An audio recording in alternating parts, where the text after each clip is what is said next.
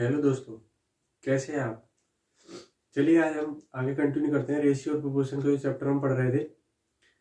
ठीक है, आज का फर्स्ट क्वेश्चन है कि 10,500 को ABC में इस प्रकार बांटा गया है कि A का हिस्सा B और C के हिस्सों का 2/5 है तथा B का हिस्सा A और C के हिस्सों का 1/2 भाग है, तो प्रत्येक को कितना प्राप्त होगा, कितने रुपए मिलेंगे। देखिए इस क्वेश्चन को किस तरीके से करेंगे।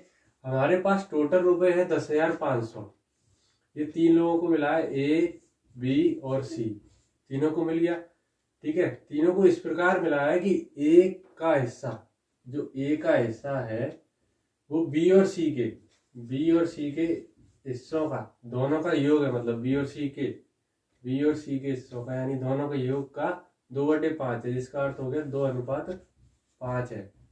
2:5 है। ऐसी B का जो हिस्सा है, वो A और C के हिस्सों का, यानी A प्लस C के हिस्सों का 1/2 है, यानी 1:2 है। इस तरीके से है। अब आपको ये देखना है, यहाँ पर एक तो सिंगल दिया हुआ है और दूसरा उनके सम में दिया हुआ है, यानी प्लस में, यानी योग में दिया हुआ है। तो उसको किस तरीके से करेंगे, देखिए जब कभी इस तरीके से तो योग होगा तो आप इनको योग करिए। 5 और 2 होगा 7, यानी 7 का तो इधर होना गुणा। ठीक है, 1 और 2 होगा 3, 3 का गुणा ऊपर, उल्टे कर दीजिए इनको गुणा। ठीक है, अगर आप इन दोनों का गुणा करेंगे तो टोटल मिल जाएगा आपको 21, यानी कि इन तीनों के जो अनुपात बनेंगे उनका टोटल 21 आएगा। चलो अनुपात बना लेते हैं पहले, तो A अनुपात B अनुपात C, इन तीनों का टोटल आने वाला है 21। अब अलग अलग निकालेंगे तभी तो हमें अलग अलग हिस्से प्राप्त पता चलेंगे। अगर टोटल पूछता तो पता चल जाता 21 है, और वैसे टोटल मनी 10,500 दी हुई है। तो किस तरीके से करेंगे कि जो 3 का गुणा इसमें होना था, तो यहाँ पर देखो सिर्फ A है, तो A के लिए आप सिर्फ इससे गुणा कर लो, 3 दूनी 6 हो गया इसका अनुपात। और B है, B के लिए आप इसका इससे कर लो, तो 7 एकम 7 हो जाएगा। अब देखो 6 और 7 13, 21 टोटल है। 13 में से 21 निकाल दो, कितना आ गया 8, यानी तीनों को मिला है इतना। अब 21 बराबर है 10,500 के, 21 बराबर है 10,500 के, यानी कि 1 बराबर हो जाएगा आपका 21 से भाग लगाएंगे, 21 पंजे 105 होता है, तो ये हो जाएगा 500 के। देखिए 1 की वैल्यू आई 500, 500 का तीनों में गुणा करेंगे तो 5 6 30, यानी 3,000, 5 7 35, यानी 3,500, और 8 5 40, यानी कि 4,000। इस तरीके से तीनों के प्रत्येक का हिस्सा प्राप्त हो जाएगा। ये इसका आंसर होगा। ठीक है, अगले क्वेश्चन की तरफ चलते हैं। उससे पहले हम आपको बता दें, अगर आपको वीडियो अच्छा लग रहा हो तो लाइक जरूर करें, शेयर करना ना भूलें। अगर आप चैनल पर नए हैं तो चैनल को सब्सक्राइब अवश्य करें। यदि आपने पिछली क्लासेस नहीं देखी हैं तो आपको डिस्क्रिप्शन बॉक्स में उसका लिंक जरूर मिल जाएगा। चलिए अगले प्रश्न की तरफ चलते हैं। नेक्स्ट क्वेश्चन है, देखिए क्या है अगला क्वेश्चन, कि दो संख्याओं का अनुपात 1:1/2 अनुपात 2:2/3 है। यदि इसमें प्रत्येक में 15 जोड़ दे, यानी यहाँ पर भी 15 जोड़ दो और यहाँ पर भी, दोनों अनुपातों में या दोनों संख्याओं में 15 जोड़ दिया जाए, तो इनका जो नया अनुपात बनेगा वो बनेगा 1:2/3, और अनुपात 2:1/2 बन जाता है। इसमें से बड़ी संख्या कौन सी है ये बताना है, या ये ज्ञात हमको करना है। देखिए कैसे करेंगे, बड़ा सिंपल सा तरीका है। पहले इनको आप चेंज कर लीजिए, 2 एकम 2 और 1 3, 3/2 हो गया, ये हो गया 3/2। अब आ गया अनुपात, ऐसे यहाँ चेंज करेंगे, 3 दूनी 6 और 2 8, यानी 8/3, ये हो गया। अब यहाँ अगर कुछ कटता है तो काट लो, नहीं क्रॉस मल्टीप्लाई कर लो, ये हो गया 3 दिया 9, और ये हो जाएगा 16, यानी ये अनुपात बन गया 9 और 16। इसका मल्टीप्लाई इससे कर लो और इसका इससे कर लो। ठीक है, अब इनको चेंज कर लो, ये क्या है 3 एकम 3 और 2 5, 5/3 अनुपात, 2 दूनी 4 और 1 5, 5/2 अनुपात। यहाँ 5 से 5 कट गया, लेकिन क्रॉस मल्टीप्लाई फिर भी करेंगे, 2 यहाँ पहुंच जाएगा 3 यहाँ, तो ये 2:3 हो जाएगा। यानी एक होगा आपका 9:16, दूसरा होगा 2:3। ये तो आपका पहला काम इस तरीके से हो जाएगा। अब क्या करेंगे, अब क्या कहता है, तो इसमें 15 जोड़ दिया गया है, तो इसको इसके नीचे लिख लेते हैं। ये A है, ये हमारा B है, दो संख्या हमने ले ली है। ठीक है, अगर देखो इसमें डिफरेंस कितना आ रहा है, 15 जोड़ने का डिफरेंस आ रहा है। इसमें भी 15 जोड़ा गया, इसमें दोनों में। यहाँ देखो अंतर 9 में से 2 गया तो 7 आएगा। ठीक है, और यहाँ अंतर देखो तो 16 में 3 गया तो 13 आ रहा है। दो तरीके बताएंगे हम आपको, पहला समझिए किस तरीके से करना है, फिर दूसरा जो आपको अच्छा लगे उसको ध्यान रखिएगा। एक को ही रखना है, दो नहीं रखना है, जिससे आप गड़बड़ कर सके। हो जाएगी नहीं तो फिर गड़बड़। देखिए 9 में से अंतर आया 7, 16 से अंतर आया 13 का, अंतर समान नहीं आ रहा है तो क्या करेंगे कि आप इन दोनों का अंतर लो। इन दोनों का अंतर 1 आ रहा है, कितना आ रहा है 1, 1 का गुणा दोनों में करेंगे, यही के यही रहेंगे 9 और 16। 9 और 16 का अंतर देखो, 9 और 16 का अंतर निकल के आएगा आपका 7 आ जाएगा। 7 का गुणा करो 2 के साथ, 7 दूनी 14। ऐसे ही 7 का गुणा करो 3 के साथ, 7 या 21। अब जो नए वाले रेशियो बन गए आपको इन्हें नहीं लेना है, लेकिन ये वन के साथ गुणा करने पर 9 और 16 ऐसे ऐसे ही ऐसे रहेंगे जैसे थे। अब देखो 14 और 9 का अंतर 5, 21 और 16 का अंतर 5, ये दोनों के अंतर बराबर हो गए। पहले अंतर बराबर नहीं थे तो ये दोनों बराबर हो गए। अब 5 का जो अंतर आ रहा है, इनके अनुपात में जो अंतर आ रहा है 15 जोड़ने पर आ रहा है। इसका मतलब 5 बराबर 15 के, 1 बराबर 3 के है। जब 1 बराबर 3 के बड़ी संख्या पूछिए, बड़ी कौन सी है, 9 या 16? 16 बड़ी है, 16 का 3 से गुणा कर दो, 16 तिया 48 आपका आंसर हो जाएगा। इस तरीके से ये हो जाएगा। अब देखिए दूसरा तरीका क्या है, दूसरा तरीका ये है कि आप दोनों को लिख लीजिए 9 और 16, और आपने दूसरा लिख दिया 2:3। ये दोनों अनुपात लिख दिए जो ओरिजिनल आए थे, 9, 16 और 2 और 3। इसमें किस तरीके से करेंगे कि इस दोनों में, इसमें भी 15 जोड़ा जा रहा है, इसमें भी 15 जोड़ा जा रहा है। ठीक है, क्या करेंगे कि 9 तिया करिए आप इसमें 27, 9 तिया 27, 27 ये आ गया, और 16 पंजे करिए, सॉरी 16 दूनी करिए 32, 32। दोनों का अंतर लेंगे तो कितना आ जाएगा, 5 अंतर आएगा, 5 आएगा। ठीक है, अब फिर इनका करिए, 2 15 दूनी 30, 30 ये हो गया, और ये कितना हो गया, 15 तिया 45, 45। इनका अंतर लेंगे तो कितना आएगा 15, यानी 5 बराबर है 15 के। यहाँ पर भी देखो 5 बराबर 15 के, यहाँ पर भी 5 बराबर 15 के। तो 1 बराबर यहाँ से 3 मिलेगा, बाकी प्रोसेस तो यही आएगा जो यहाँ पर किया गया है। अगर नहीं समझ में आ रहा तो फिर से समझ लो, ये अलग मेथड है, ये दूसरा मेथड है। इसमें हमने रेशियो बराबर किए हैं। बराबर कैसे, दोनों का अंतर जो था 7 आ रहा था यहाँ पर 13, तो इनके आपस में अंतर लेकर एक दूसरे से मल्टीप्लाई किए विपरीत में। इस तरीके से 2 और 3 का अंतर 1, तो 1 का गुणा 9 में 9, और 1 का गुणा 16 में 16। अब इसमें देखो, इसमें क्या किया गया कि 2 और 16 का जो अंतर आया 5, सॉरी 7 आया, 7 से गुणा करा, 7 दूनी 14, 7 तिया 21। अब 14 से 9 का अंतर 5, और 21 से 16 का अंतर 5, और जो 5 जो अंतर आ रहा है वो 15 की वजह से, 5 बराबर 15 के, यहाँ भी ऐसी 5 बराबर 15 के आया है। ठीक है, इस तरीके से इस क्वेश्चन को आप कर सकते हैं। चलिए नेक्स्ट क्वेश्चन की तरफ चलते हैं। नेक्स्ट क्वेश्चन है हमारा, हमने पिछली क्लास में दूध और पानी का एक मिश्रण का क्वेश्चन किया था, उसी टाइप का एक क्वेश्चन है, लेकिन थोड़ा सा अलग है, इसलिए हम इस क्लास में इसको पढ़ने जा रहे हैं कि दूध तथा पानी का अनुपात 6:5 है। एक तरफ दूध है यानी मिल्क ले लेते हैं, दूसरी तरफ हम वाटर ले लेते हैं, 6:5 है। यदि इसमें से 200 लीटर मिश्रण निकाल दो, 200 लीटर मतलब ये भी गया ये भी गया, तो अनुपात तो यही रहने वाला है, जाने तो गया तो। ठीक है, आगे क्या देता है, आगे दिया हुआ है कि 12 लीटर पानी मिला दिया, भाई पानी ऐड किया गया सिर्फ, तब मिश्रण का अनुपात 3:4 हो जाता है, 3:4 हो जाता है। तो प्रारंभ में मिश्रण की मात्रा बताइए। दूध में कोई चेंज नहीं आया, अगर हम इन दोनों को बराबर कर लें तो देखिए, तो हमारा क्वेश्चन बड़े सिंपली तरीके से हो जाएगा कि 3 में हम गुणा कर सकते हैं 2 का, जब इधर 2 का गुणा किया तो दूसरे अनुपात में भी कर दीजिए, तो ये हो जाएगा 6, यानी आपका दूध हो गया एक जैसा, और ये हो गया 4 दूनी 8, यानी इसमें अंतर आया 3 का, और 3 का अंतर आया इस 12 लीटर दूध ऐड कर, वो पानी मिलाने पर। ये देखो 8 और 5 का, 8 और 5 का अंतर 3 बराबर अंतर है 12 के, 1 बराबर है 4 के। जब 1 बराबर 4 के अंतर आया है तो इन टोटल कितना है 11, 11 का 4 से कर लो गुणा, तो ये हो जाएगा आपका 44 लीटर दूध। 44 लीटर दूध अभी है, जिसमें से 200 लीटर निकाल दिया, 200 इसमें जोड़ दो तो हो जाएगा 244। कितना हो जाएगा 244 लीटर, इसका आंसर हो जाएगा। हुआ ना सेकंडों में मिनटों में सवाल। अगर आप डायरेक्ट करना चाहें तो थिंकिंग करके भी कर सकते हैं फटाफट, लेकिन आपको जब सीखना है तो इस तरीके से सीखेंगे और फिर बाद में आप डायरेक्ट भी इनको कर पाएंगे। चलिए नेक्स्ट क्वेश्चन की तरफ चलते हैं। तो नेक्स्ट क्वेश्चन है क्वेश्चन नंबर 4। एक थैले में 50 पैसे, 25 पैसे और 10 पैसे के सिक्के हैं, उनकी संख्या का जो अनुपात है 5, 9, 4 के अनुपात में है। यदि उन कुल रुपयों को जोड़ते हैं तो 206 रुपये बनते हैं। तो बताना है कि 50 पैसे के सिक्के उसके अंदर कितने हैं। हम एक बार इनकी पर्टिकुलर वैल्यू निकाल लें तो हम 50 पैसे, 25 पैसे, 10 पैसे तीनों का निकाल सकते हैं। पूछा 50 का, ये तो देखिए किस तरीके से करेंगे।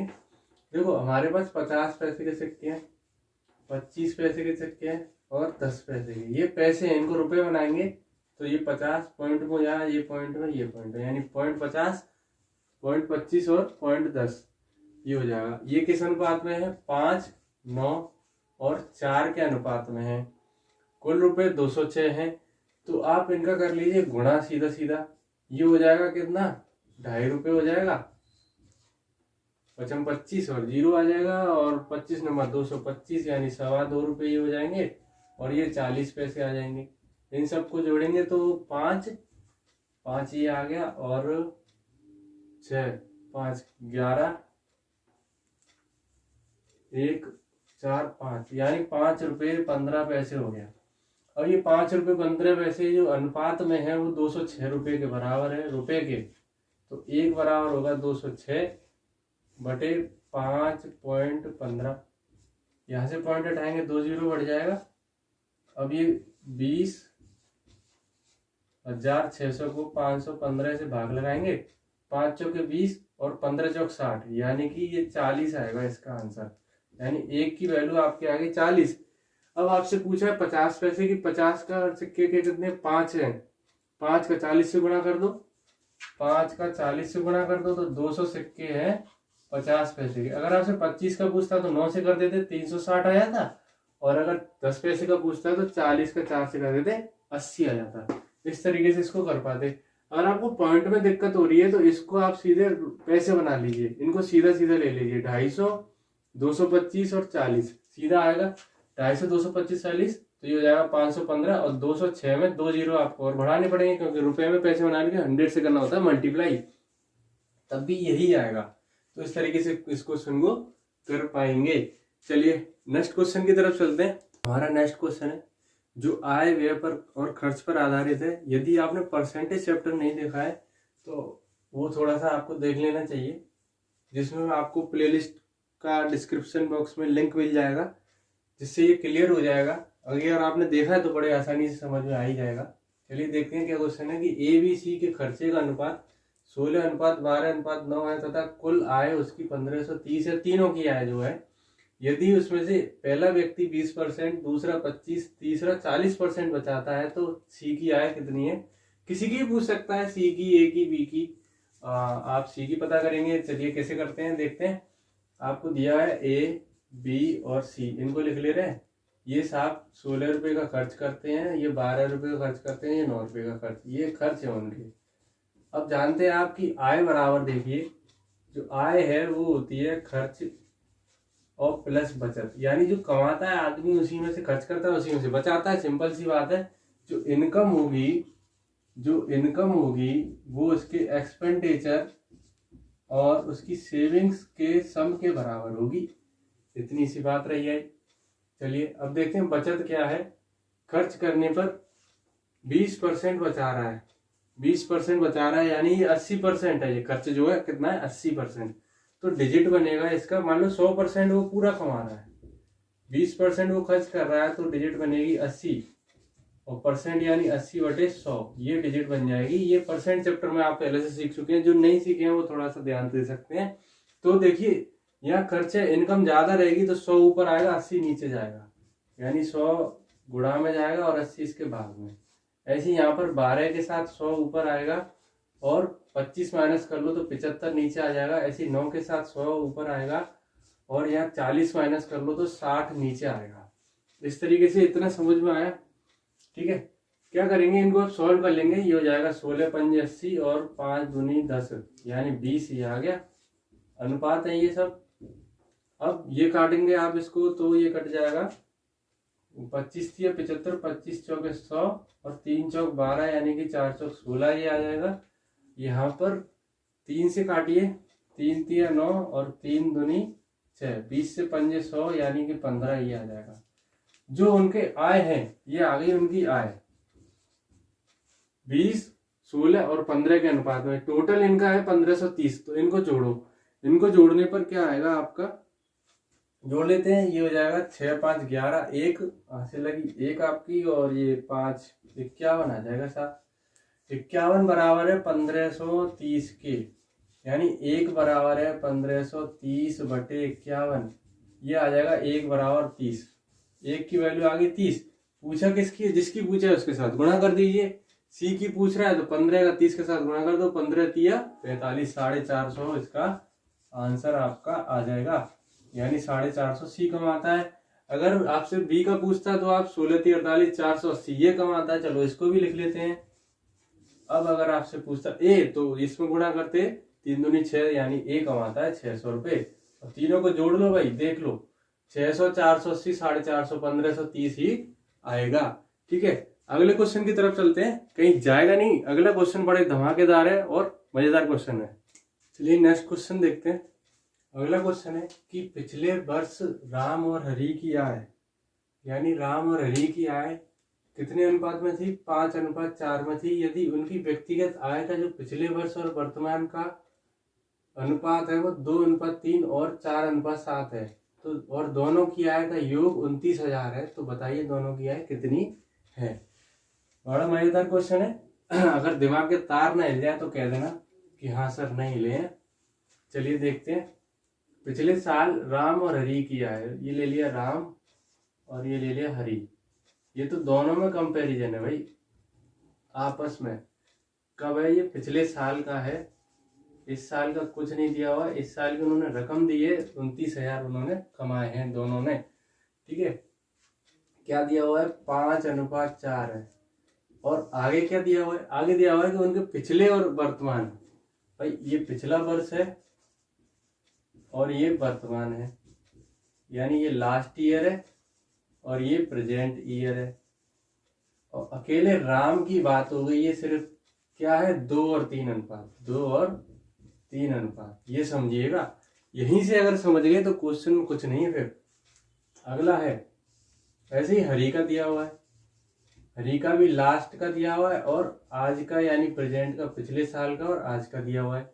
कितना है, 4:7, 4:7 है। अब यहां से इतनी बात अगर समझ में आ गई है तो देखिए कैसे करेंगे, फिर से समझ लीजिए अगर नहीं आई है तो। राम और हरि की आय पिछले साल, यानी राम और हरि दोनों की दिया है 5:4 में। ठीक है, अब उनकी व्यक्तिगत यानी उनकी खुद की इंडिविजुअल पिछले साल की और इस साल की, राम के अकेले की पिछले की और इस साल की में फर्क आया है, आय में 2 से 3 बढ़ गई होगी, आय तो बढ़ती रहती है। अब ये हो गया, और इसके बाद हरि की 4 और 7, हरि की 4 और 7। अब देखिए क्वेश्चन कैसे करेंगे कि राम की आय जो है पिछले साल की 2 है इसमें अनुपात में, या 5 है। भाई ये तो दोनों बराबर होने चाहिए थे, तो इनको बराबर कर लेते हैं। तो देखिए ये तो देखो एक की वैल्यू आ जाएगी, एक की जो वैल्यू आएगी 5/2 आ जाएगी, 5/2 आ जाएगी यहाँ पर। अब देखो नई जो बनेगी जो प्रेजेंट होगी वो आपकी 3 हो रही है, कितनी हो रही है, 3 हो रही है। ठीक है, तो 3 से इसमें कर देंगे गुणा, क्योंकि आपको प्रेजेंट के दोनों के अनुपात बनाने हैं। ये तो बन गया राम का। अब हरि का देखो, ये देखो यहाँ 4 है, यहाँ भी 4 है, ये तो सेम है, यानी 1 होगी वैल्यू। और प्रेजेंट कितनी है इसकी, 7 है भाई, 7 से इसमें गुणा कर देंगे। तो प्रेजेंट यानी आज की जो वर्तमान आयु है, आय है सॉरी, ये देखो ये तो हो जाएगा 15, गुणा कर देंगे 15/2, ये हो जाएगा 7 एकम 7, ये 2 यहाँ चला जाएगा, यानी 15:14। 15:14 ये आपका वर्तमान आय का है। किसका है, वर्तमान आय का है 15 और 14 अनुपात। ये इसका योग दिया है 29,000, यानी इन दोनों को जोड़ने पर आता है 29 बराबर है 29,000 के, यानी एक की वैल्यू हो गई आपकी, ये आ गया आपका 1,000। कितना आ गया, 1,000 आ जाएगा। अब दोनों की आय पूछिए, या एक की पूछता तो किसी की उसी के साथ मल्टीप्लाई कर देते, तो ये 1,000 का इसमें गुणा करेंगे तो ये हो जाएगी 15,000, और अगर आप इसमें गुणा करेंगे तो ये हो जाएगी 14,000। तो ये इसके आंसर्स हो जाएंगे। ठीक है, अगले क्वेश्चन की तरफ चलते हैं। नेक्स्ट क्वेश्चन की तरफ चलते हैं। ये आज का वो क्वेश्चन है जो आपको पिछली क्लास में होमवर्क दिया गया था, उस क्वेश्चन को करते हैं। और साथ ही आज का एक होमवर्क क्वेश्चन भी है, चलिए देखते हैं कि किस संख्या को 6, 7, 15 और 17 में जोड़ दें हर एक में कि वो चारों समानुपात में हो जाए। क्वेश्चन क्या कह रहा है कि इसमें भी जोड़ दें आप अनुपात 7:x समानुपात 15 और इसमें भी जोड़ दें और इसमें भी जोड़ दें तो ये समानुपात बन जाएगा। तो फर्स्ट का गुणा लास्ट से बीच वालों का गुणा आपस में करके आप सॉल्व कर सकते हैं, या सीधे डायरेक्ट आप इन ऑप्शंस को पुट करके देखिए। देखो 3 यहाँ पर पुट करके देखते हैं हम, लास्ट से करके देखते हैं तो ये हो जाएगा 9, 6 में 3 जोड़ेंगे, 7 में 3 जोड़ेंगे, 15 में 3 जोड़ेंगे, ऐसे ही 17 में 3 जोड़ेंगे, यानी ये हो जाएगा 9, 10 समानुपात ये हो जाएगा 15 और 3 18 अनुपात ये हो जाएगा आपका 20। ठीक है, गुणा कर लो भाई इसका इससे और इसका इससे। देखो 9 से इसको करेंगे तो 120 आ जाएगा और 10 से इसको करेंगे तो भी 180 आ जाएगा और इसको करेंगे तो भी 180 आ जाएगा, यानी option number 4 is right answer होगा, यानी आंसर 3 होगा। इसके आंसर हमें पिछली वाली क्लास में कमेंट में कई लोगों ने दिए हैं, बहुत बहुत शुक्रिया आपका। ऐसे ही पढ़ते रहिए मन लगा करके। चलिए आज का होमवर्क क्वेश्चन है कि ए और बी की मासिक आय का अनुपात 8:5 है, जबकि उनका मासिक व्यय का यानी खर्च जो है 5:3 के में खर्च करते हैं। यदि उनने बचाए पैसे हैं 12,000 और 10,000 बचाते हैं तो उनकी मासिक आय में अंतर क्या है। इस क्वेश्चन का आंसर हमें आप कमेंट बॉक्स में अवश्य दीजिएगा। तब तक के लिए देखते रहिए, पढ़ते रहिए। धन्यवाद।